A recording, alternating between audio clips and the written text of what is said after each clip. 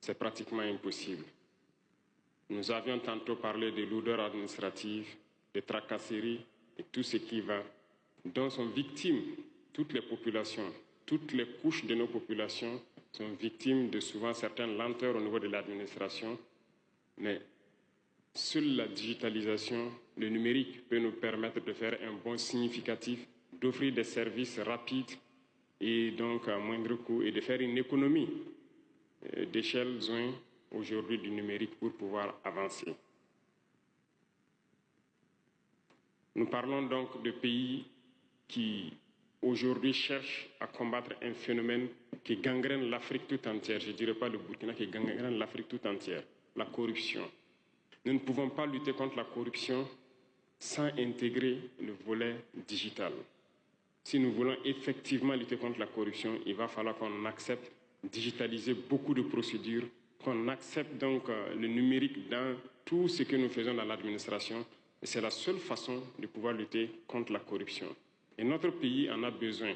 Notre pays en a drastiquement besoin, d'autant plus que nous sommes encore en train de mettre beaucoup d'énergie pour que beaucoup de secteurs soient digitalisés et nous permettent de faire un bond significatif dans la lutte contre la corruption.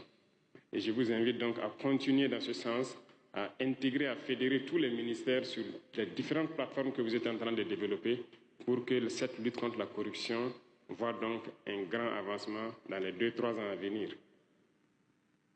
Si nous voulons aussi d'instruments de sécurité performants, nous n'avons pas le choix que d'intégrer l'intelligence artificielle. Et je pense que c'est une occasion de pouvoir aussi informer beaucoup de jeunes sur ce que c'est que l'emploi judicieux de l'intelligence artificielle, les prendre des exemples concrets. En matière de sécurité, en matière de défense, je vous prends un exemple. L'analyse de certaines données a besoin forcément d'intelligence artificielle pour aller très vite et être très concret. Donc aujourd'hui, la démographie et toutes les données récoltées donc par les capteurs, si je peux dire, de la sécurité, ont besoin d'une analyse rapide et succincte pour pouvoir donner des conclusions qui permettent aux différentes forces de pouvoir agir à temps et pouvoir anticiper sur tout ce qui peut toucher à la sécurité de notre pays. Aujourd'hui, en termes de défense, qui ne serait pas content que de sa position, qu'il puisse peut-être avoir des images et ses coordonnées d'une situation particulière